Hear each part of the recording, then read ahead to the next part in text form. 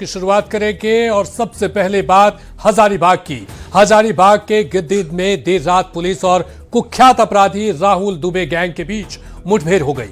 Police को सूचना मिली थी कि गैंग के कुछ अपराधी बाइक से गिद्दी थाना क्षेत्र में किसी बड़ी वारदात को अंजाम देने वाले हैं। सूचना के आधार पर पुलिस ने पुराना काटा घर रोड के आसपास चेकिंग अभियान चलाया।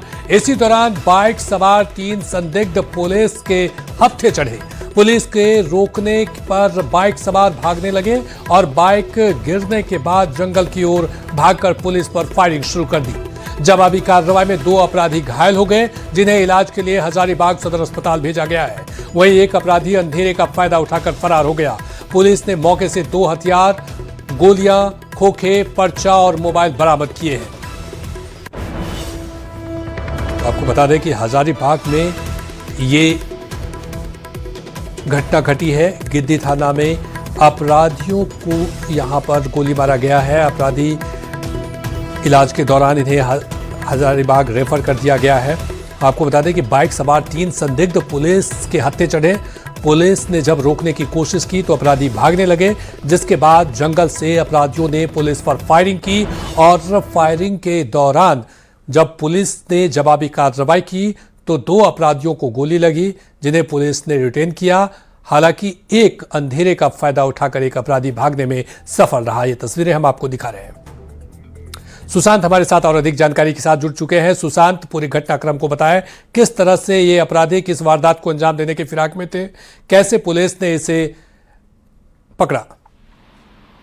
देखिए, पूरी घटना जो है वो देर रात की बताई जा रही है। पुलिस को जो है वो गिद्दी थाना को ये सूचना मिली थी कि जो अपराधी है वो किसी घटना को अंजाम देने वाले, उससे पहले ही जो है वो पुलिस अलर्ट हो गई है। तमाम जो सुरक्षा बल थे वो जो है वहां पर पहुंचे। पहुंचने के बाद जो देखा कि एक मोटरसाइकिल वाहन में जो 3 अपराधी है वो जा रहे थे। इसी बीच जो है वो दोनों के बीच मुठभेड़ होता है, जिसमें से जो है पुलिस के द्वारा से भी जो है बचाव के लिए वो गोलियां चलाई जाती है। 2 लोग जो है उसमें इनकाउंटर हुए, जिनका इलाज चल रहा है। लेकिन अगर बात करें तो जिस तरीके से बड़कागांव के एसडीपी अमित आनंद ने बताया है कि ये जो अपराधी है वो राहुल दुबे गैंग से जुड़े हुए बताए जा रहे हैं। इनके पास से पर्चा बरामद हुआ है। इसके साथ ही जो है इनके पास से वो हथियार भी बरामद किए गए हैं। फिलहाल जो है इन्हें इलाज के लिए हजारीबाग लाया गया है। फिलहाल जो है इनसे पूछताछ चल रही है कि आखिर किस तरीके की घटना को अंजाम देने वाले थे। लेकिन तीसरे की बात करें तो वो रात का अंधेरे का फायदा उठाकर भाग गया है। जी, बहुत बहुत शुक्रिया तमाम जानकारी के लिए।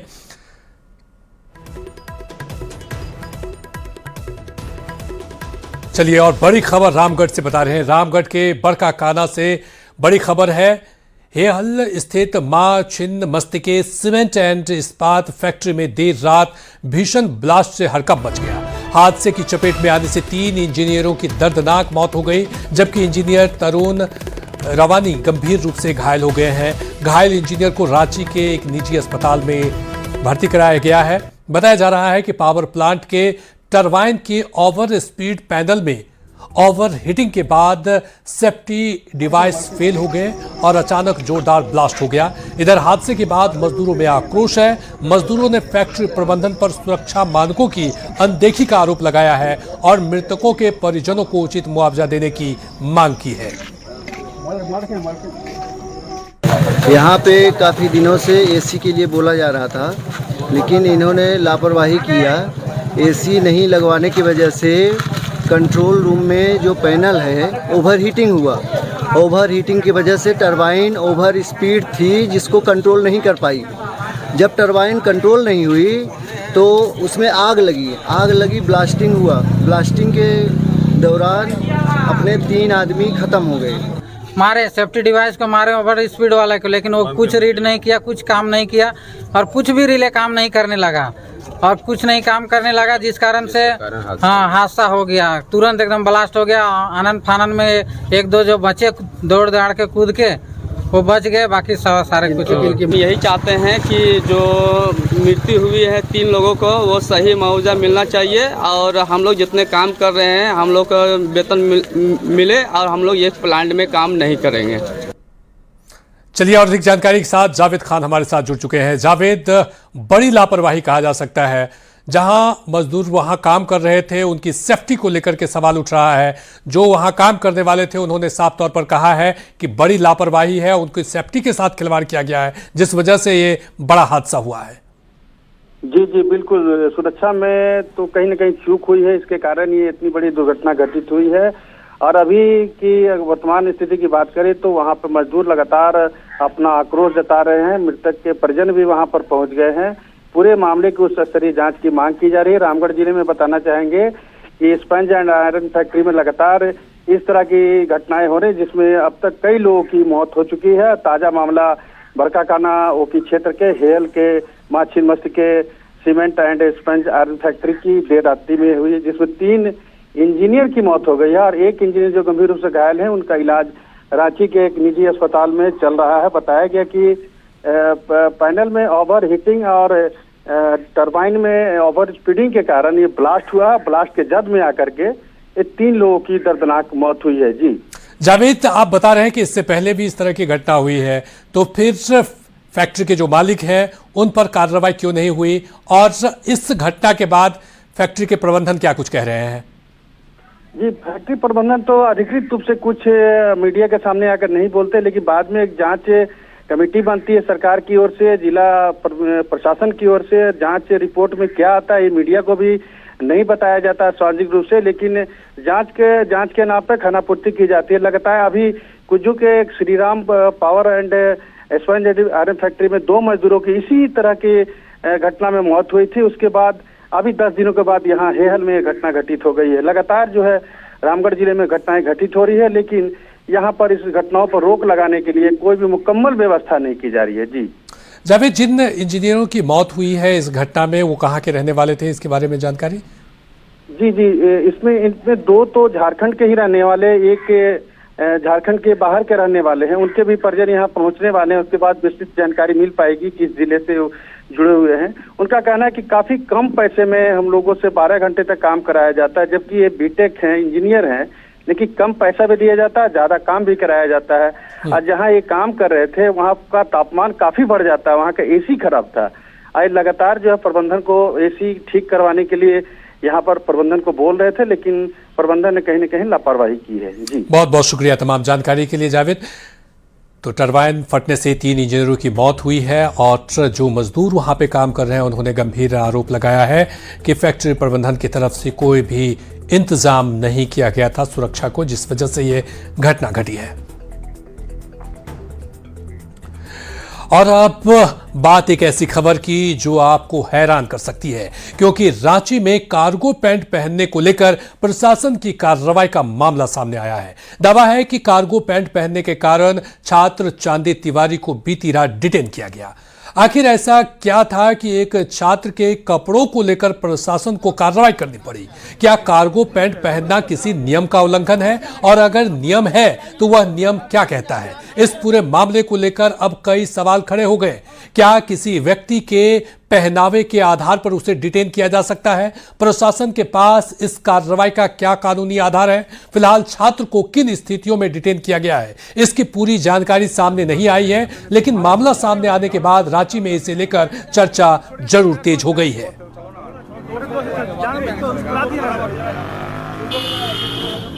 सब लोग आ जाइए इधर गेट के पास।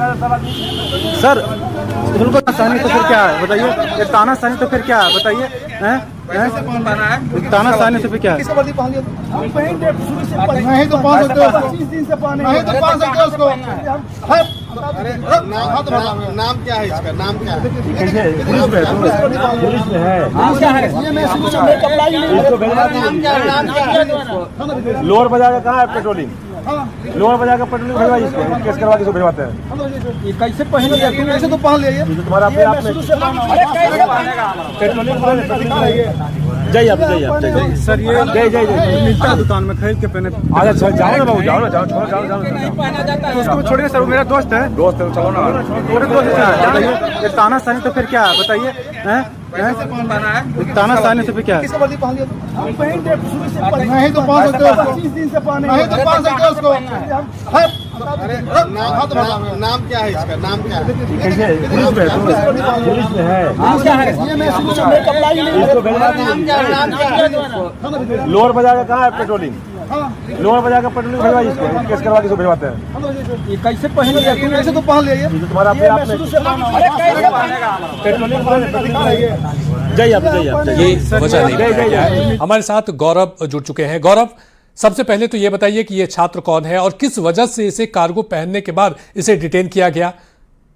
बिल्कुल, आप देखिए, ये छात्र, इनका नाम चांदी तिवारी है और पिछले जब से ये छात्र का आंदोलन हो रहा था उस वक्त से ही चांदी तिवारी काफी वायरल भी चल रहे थे। इनके कई बयान वायरल हुए थे जिसमें इन्होंने बताया था कि कितने मुश्किल से ये पढ़ाई करते थे, बावजूद इसके पेपर लीक होते हैं और परीक्षाएं बेची जाती हैं। उस दौरान कल सदर अस्पताल के बाहर का एक वीडियो सोशल मीडिया पर तेजी से वायरल है, जिस वीडियो में चांदी तिवारी को पुलिस वहां सदर अस्पताल से उठाने की बात कर रही है और उससे ये सवाल किया जा रहा है कि आपने ये कार्गो क्यों पहना है। खाकी रंग का कार्गो हो या आर्मी कलर का कार्गो हो, उसे पहनने पर आखिर प्रशासन सवाल क्यों खड़े कर रही है, ये एक सवाल है। क्योंकि कल जितनी भी प्रशासन की कार्रवाई हुई है, सभी कार्रवाई कहीं न कहीं संदेहास्पद है।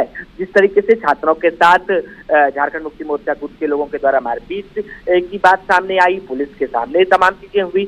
अब पैंट पहनने पर अगर किसी छात्र से ये सवाल किया जा रहा है कि आप कोई पैंट कैसे पहन सकते हैं, कोई ड्रेस कैसे पहन सकते हैं, तो ये कहीं ना कहीं प्रशासनिक रवैये पर भी सवाल है। क्योंकि प्रशासन ने उसी वक्त, आप जब उस वीडियो को सुनेंगे तो उस वक्त एक इंस्पेक्टर कहते हैं कि लोअर बाजार थाने की पेट्रोलिंग कहाँ है, उनकी गाड़ी को लाया जाए और उसे यहाँ से ले जाया जाए।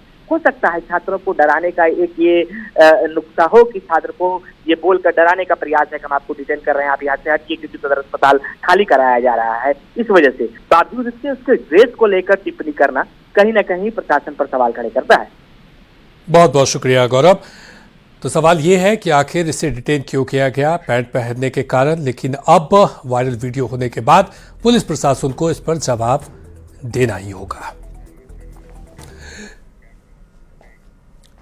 चलिए बढ़ेंगे अगली खबर की तरफ। रांची के अलवर टेक्का चौक पर प्रदर्शन के दौरान उस वक्त जमकर बवाल हो गया जब अभ्यर्थियों के बीच एक युवक को लेकर विवाद शुरू हो गया। आरोप है कि मोरहाबादी से जुलूस के सख्त में अलवर टेक्का चौक पहुंचे अभ्यर्थी के बीच एक संदिग्ध युवक ने पुतला छीनने की कोशिश की। महिला अभ्यर्थी ने जब इसका विरोध किया तो युवक ने उसके साथ धक्का मुक्की और मारपीट की। एक महिला अभ्यर्थी को थप्पड़ मारने का भी आरोप है। घटना के बाद अभ्यर्थियों का गुस्सा भड़क उठा और सड़क जाम कर जमकर हंगामा किया। बताया जा रहा है कि गुस्साए अभ्यर्थियों ने आरोपी युवक को दौड़ाकर पकड़ लिया। फिलहाल मौके पर तनाव का माहौल है और पूरे मामले को लेकर पुलिस की कार्रवाई जारी है।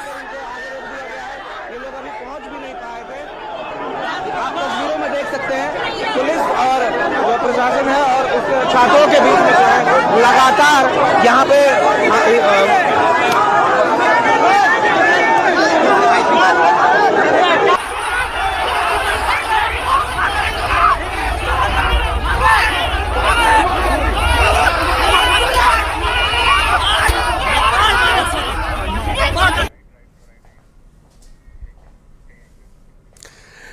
वहीं गिरिडीह के धनबाद में राखी कुमारी की संदिग्ध मौत मामले का पुलिस ने खुलासा कर दिया है। हालांकि एक आरोपी की गिरफ्तारी के बाद परिजनों का आक्रोश भड़क गया है।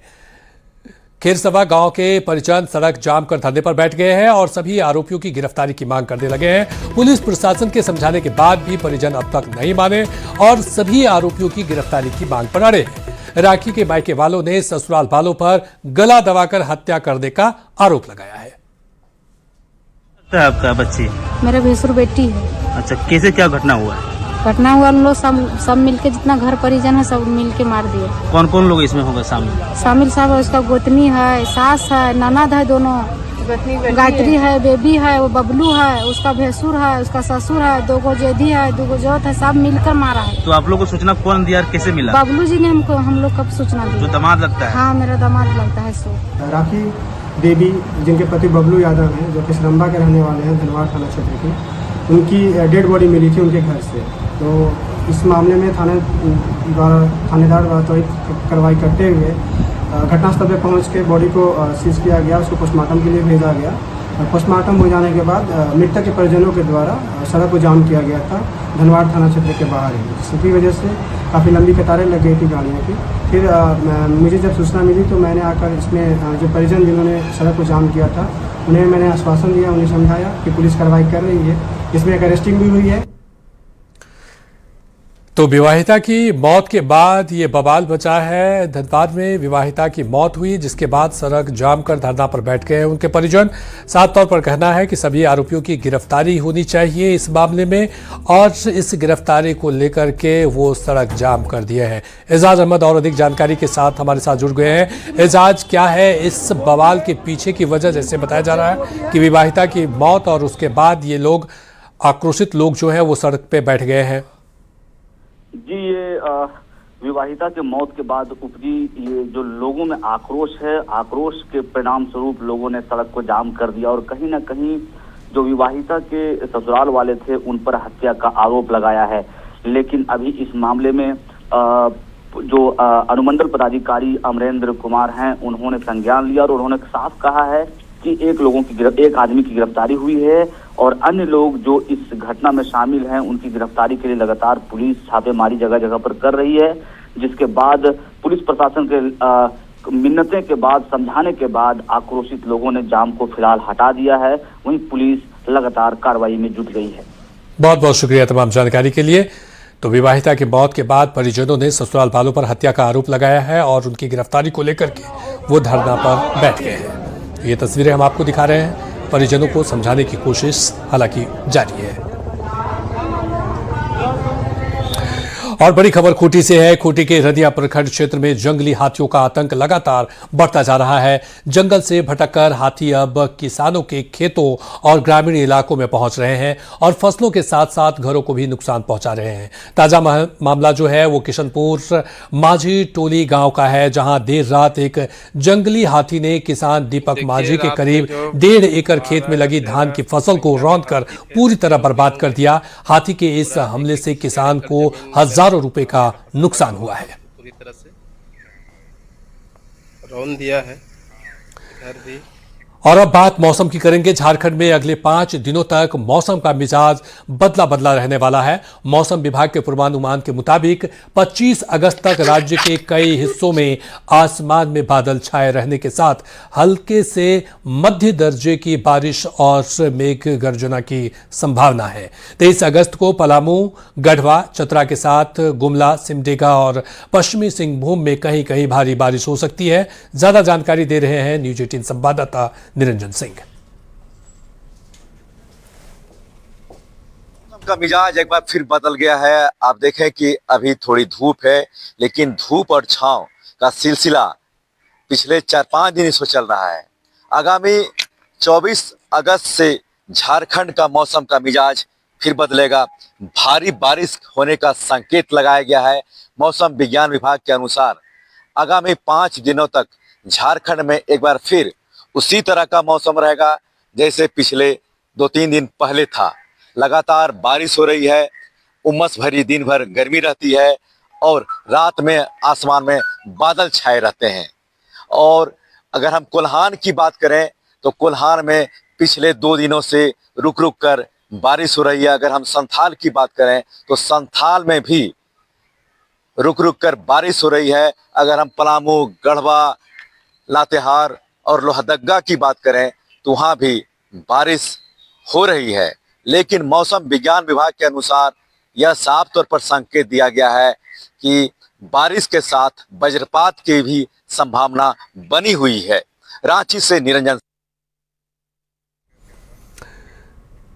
झारखंड की नियुक्ति परीक्षाओं को लेकर मचे घमासान में अब बड़ा कानूनी मोड़ आ गया है। जेएसएससी, सीजीएल और सीडीपीओ समेत जेपीएससी की 11वीं से 13वीं संयुक्त सेवा परीक्षा रद्द करने के सरकार के फैसले पर झारखंड हाईकोर्ट ने स्टे लगा दिया है।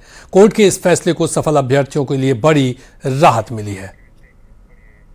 चलिए, इस बीच एक बड़ी खबर आ रही है कि जहां जयराम महतो से भिड़े हैं मुखिया समर्थक। ये बड़ी खबर आपको बता रहे हैं, धनबाद से बड़ी खबर बता रहे हैं। जयराम महतो से भिड़े हैं मुखिया समर्थक। फर्जीवाड़े के आरोप की पैरवी का आरोप है और विधायक जयराम महतो से हाथापाई भी की गई है।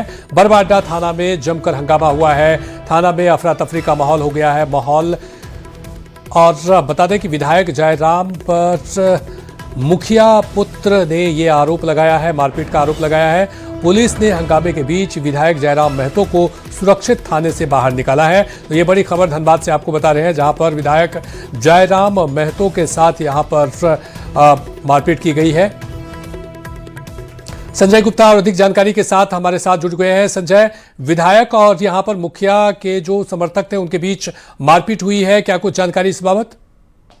फिलहाल तो जो जानकारी है कि बड़ा पिछले की जो मुखिया यशोदा देवी है, उसके लेटर पैड और अन्य जो दस्तावेज थे उसके फर्जीवाड़ा से एक युवक गणेश जो है किसी तरीके जालसाजी कर रहा था। और जब इसकी खबर मुखिया को लगी तो उन्होंने एक लिखित शिकायत बरवाडा थाना में दिया था। वहीं गणेश जो है तो डुमरी के विधायक जयराम महतो के साथ बताए जाते हैं। और जब इसकी मामले की जानकारी डुमरी के विधायक को लगी तो देर रात वह थाने पहुंच गया। थाना पहुंचने के बाद उस गणेश की पैरवी करने लगा और जब इसकी जानकारी मुखिया के लोगों को लगी तो उनके समर्थक भी थाना पहुंच गए। वहां जमकर हंगामा हुआ और इस दौरान में जो हाथापाई और झड़प की स्थिति बन गई। देखते ही देखते जो अगर कहा जाए तो थाना का जो परिसर है वो अफरा तफरी का माहौल में बदल गया और वहाँ एक रणक्षेत्र की स्थिति पैदा हो गई। वहीं वहाँ धनबाद और जो बरवाडा थाना के प्रभारी पुलिसकर्मी देखते हुए विधायक को संघ के बीच में सुरक्षित निकाला। तो प्रदीप रजक उन्होंने विधायक से सूचक शब्द करने और मारपीट का आरोप लगाया और इसे लेकर लिखित शिकायत दी। अब पुलिस जो इस मामले की जांच करेगी, वही सीसीटीवी फुटेज जो है उसकी भी गहन जांच करेगी कि आखिर ये मामला किस तरीके से तूल पकड़ा और विधायक और मुखिया समर्थकों में किस बात को लेकर इतनी बड़ी रंजिश वहां पर हुई और जिस तरीके से थाना परिसर में विधि खराब कर तो पुलिस इस पर कुछ भी एक्शन ले सकती है। जी बहुत बहुत शुक्रिया तमाम जानकारी के लिए। तो धनबाद से ये बड़ी खबर, जहां पर विधायक जयराम महतो से हाथापाई की गई है बरवाडा थाने में, जब मुखिया समर्थक भी पहुंचे हुए थे। ये तस्वीरें हम आपको दिखा रहे हैं, जहां पर विधायक खुद जयराम महतो मौजूद हैं और मुखिया समर्थक भी वहां पर मौजूद हैं और किसी बात को लेकर के उन दोनों के बीच नोकझोंक हुई और ये हाथापाई में तब्दील हो गई। हालांकि थाने के लोगों ने विधायक को किसी तरह से थाने से बाहर निकाला। ये तस्वीरें हम आपको दिखा रहे हैं। जयराम महतो से भिड़े हैं मुखिया समर्थक और यहां पर हाथापाई की भी नौबत हो गई।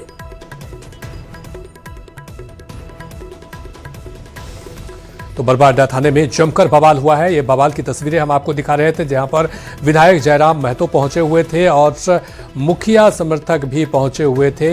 मुखिया समर्थकों ने किसी बात को लेकर के विधायक के साथ नोकझोंक हुई और हाथापाई तक ये मामला बढ़ गया।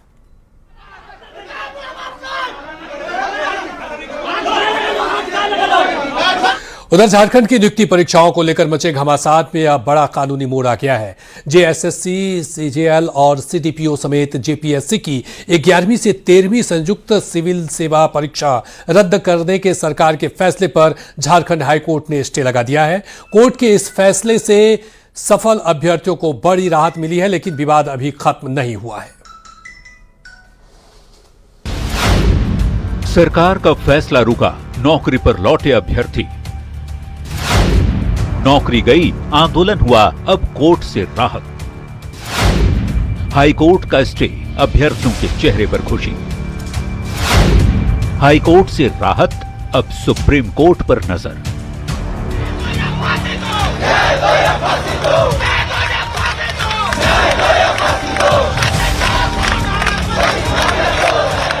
रद्द परीक्षा, छिनती नौकरी, सड़कों पर उतरे अभ्यर्थी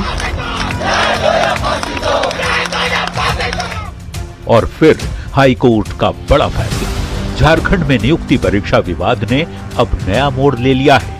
जेएसएससी, सीजीएल और सीडीपीओ की रद्द परीक्षाओं को लेकर झारखंड उच्च न्यायालय ने सरकार के फैसले पर स्टे लगा दिया है। यानी उन सफल अभ्यर्थियों के लिए राहत की खबर जिनकी नौकरी पर अचानक संकट खड़ा हो गया था। स्टेक इस बात पे कि जिन लोगों का भी अपॉइंटमेंट हुआ है पर्सुएंट टू द एडवर्टाइजमेंट, उन सारे लोगों को काम से नहीं निकाला जा सकता। वो लोग अपना काम करेंगे। नोटिफिकेशन पे स्टे लगा दिया है। हाईकोर्ट के फैसले के बाद सबसे ज्यादा खुशी उन अभ्यर्थियों के चेहरे पर दिख रही है जिनके लिए पिछले कुछ दिन अनिश्चितता और चिंता से भरे रहे। नौकरी वापस मिलने की खुशी और भविष्य पर मंडराए संकट के टलने से अभ्यर्थी बेहद उत्साहित दिखे और काम पर वापस लौटे। हमें काफ़ी खुशी है कि हमारे जो रद्द की गई थी उस पे उच्च न्यायालय ने स्टे लगा दिया है। आज माननीय उच्च न्यायालय ने हमें बहुत बड़ी राहत दी है और दोनों पक्ष को सुने बिना फैसला नहीं लिया जा सकता था। हमें अपने न्यायालय पे पूरा भरोसा था। कहाँ कर रहे थे आप? मैं अभी सोनहातू ब्लॉक रांची में हूँ। लेकिन कहने का मतलब है एक दर्द था, आज उससे कुछ राहत मिला है।